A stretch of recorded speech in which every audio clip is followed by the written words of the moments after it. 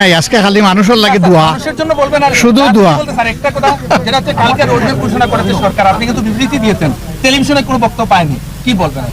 না, বলার যা তো কালকেই বলে দিয়েছি, নতুন করে আর বলার কিছু নাই। বলতেন আবার দেশের এই সংকট শেষ হওয়া দরকার এবং একটা অর্থবহ নির্বাচন সবার দীর্ঘদিনের আকাঙ্ক্ষা, কারণ 3 বার পরপর মানুষ ভোট দেওয়ার সুযোগ পায় নাই। আবার আমাদের অনেক যুবক যারা এবার ভোট দেওয়ার যোগ্য হয়েছে তাদেরও সুযোগ সৃষ্টি করে দেওয়া দরকার।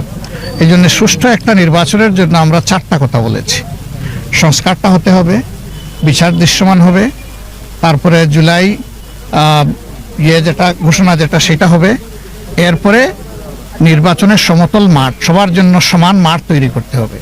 উনি ঘোষণা দিয়েছেন একটা তারিখের, কিন্তু এই সুযোগগুলো সৃষ্টি না করলে একটা অর্থবহ নির্বাচন হবে না, আর জাতি যেন তেন কোনো নির্বাচন চায় না। তো উনি যেহেতু কথা দিয়েছেন, আমরা আশা রাখতে চাই যে উনি এটা বাস্তবায়ন করবেন।